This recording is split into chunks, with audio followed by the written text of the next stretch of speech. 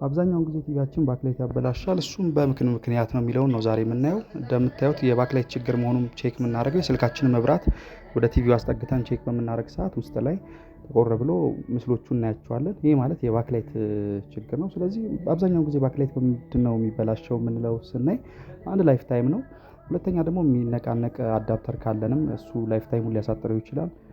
በሌላ መልኩ ደግሞ ስናየው የፓወር ከፍ ዝቅ ማለትም የባክላይታችን እድሜ ሊያሳጥሩ ከሚችሉ አንዱ ነው። ይሄ ዛሬ የሚሰራው ሱፕራ 55 ኢንች ቲቪ ነው። እንደምታዩት ከሌሎቹ ለየት የሚለው ከጀርባ ፍሬሙን ከፈታነው በኋላ ለስክሪን ፕሮቴክሽን ወይም የፍሬሙን ለብቻው ደግሞ የሚይዝ ሌላ ፍሬም አለ። ስለዚህ እሱን በጥንቃቄ መፍታት ይኖርብናል።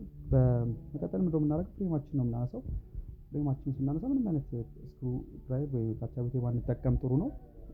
በእጃችን ብናነሳው የተሻለ ነው። ምክንያቱም ስክሪናችን እና የፍሬሙ ያለበት ርቀት በጣም ቅርብ ርቀት ላይ ስለሆነ ያለው በእጃችን ብናነሳው የተሻለ ነው። ምክንያቱም ፊል ልናደርገው ስለምንችል።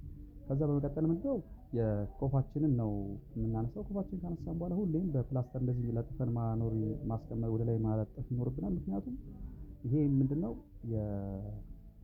አንዳንዴ እንትናችን ወደዛ ወደዚህ በምንልበት ሰዓት ሊቆረጥበት ስለሚችል ከዛ ማድረግ አለብን። በመቀጠል ግን ብዙ ጊዜ ደብል ሳይድ ፕላስተር ስክሪኖች ላይ ስለሚጠቀሙ እንደዚህ በምታዩት መልኩ በዲፊውዘር ቼክ ማድረግ አለብን። ዙሪያውን ምንም አይነት ነገር እንዳልያዘው ካወቅን በኋላ ነው ስክሪናችንን ማንሳት ያለብን።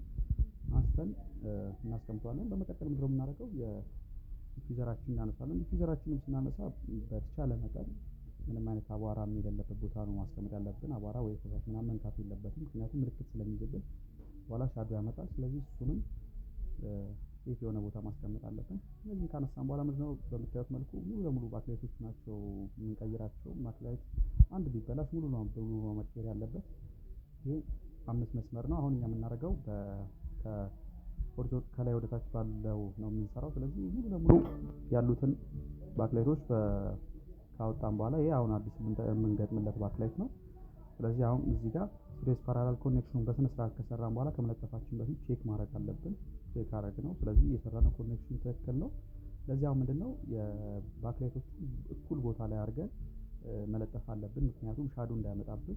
ቼክ ካደረግን በኋላ ስክሪናችንን ከማስቀመጣችን በፊት በዲፊውዘር ምንም አይነት ሻዶ አለመኖሩን ቼክ እናደርጋለን። ከዛ በመቀጠል ነው የምናስቀምጠው።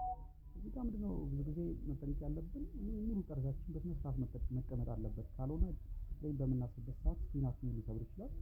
በምታዩት መልኩ ጨርሰናል። ማንኛውም አይነት ችግር ሲያጋጥም ስክሪን ስር ባለው ስልክ ይደውሉልን።